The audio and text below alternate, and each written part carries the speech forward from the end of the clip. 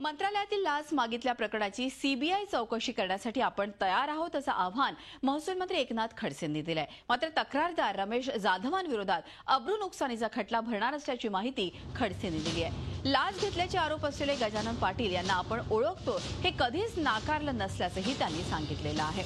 तर तक्रारदार रमेश जाधव यांना गायरान जमीन हवी होती, त्या जमिनीची किंमत 5,53,00,000 असल्याचंही त्यांनी नमूद केलंय।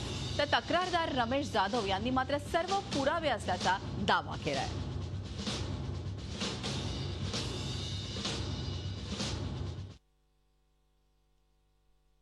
तुमच्या घरी लग्नाला गेलो तुम्ही तिकडे एखाद्याचं मंगळसूत्र चोरलं तर म्हणजे मी त्याचा साथीदार झालोय का?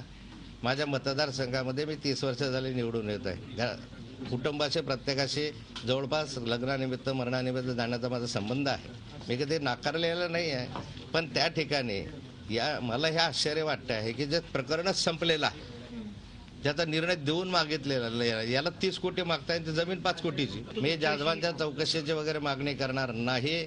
मी ह्याच्यावर अब्रू नुकसानीचा दावा दाखल करणार आहे। जे काही याच्याशी संबंधित असतील या प्रत्येकावर कायदेशीररित्या कारवाई करण्याच्या संदर्भामध्ये मी स्वतःच पुढाकार घेणार। भाजपाने नक्कीच अशा मंत्र्याविरुद्ध भूमिका ताठर घ्यायला पाहिजे।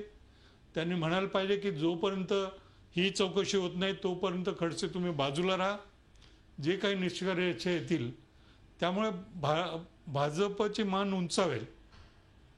आज त्यांना सपोर्ट केल्यामुळे तुम्ही भ्रष्टाचाराला पाठिंबा देता, अशा प्रकारचं चित्र निर्माण होतं। झी 24 तास रहा एक पाऊल पुढे।